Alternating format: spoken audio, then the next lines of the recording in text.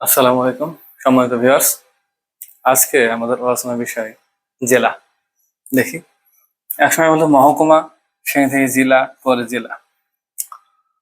1859 সালে ব্রিটিশ ভারতে ফৌজদারি মামলা দ্রুত নিষ্পত্তির জন্য এবং তৎকালীন যে জেলাগুলো ছিল তাকে বিকেন্দ্রীকরণের জন্য থানা এবং জেলা মাঝামাঝি স্তরে প্রশাসনিক একটা ইউনিট সৃষ্টি করা হয়, তার নাম মহকুমা।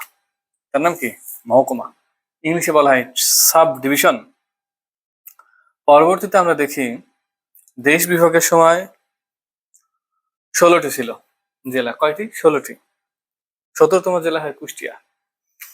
মেহেরপুর, চুয়াডাঙ্গা, কুষ্টিয়া নিয়ে তৎকালীন নদিয়ার অংশ কুষ্টিয়াকে নিয়ে হয় কুষ্টিয়া জেলা।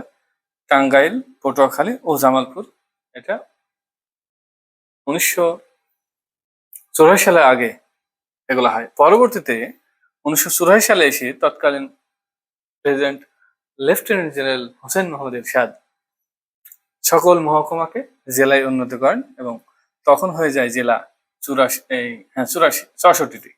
কয়টি? 64টি। প্রিয় দর্শক, একটা জিনিস আপনারা মাথায় রাখেন, বাংলাদেশ 1971 সালের মহান মুক্তিযুদ্ধের সময় 11টি সেক্টর ছিল আর সাব সেক্টর ছিল 64টি। কয়টি? 64টি। এটার সাথে মিল রেখে 64টি জেলা হয়েছে।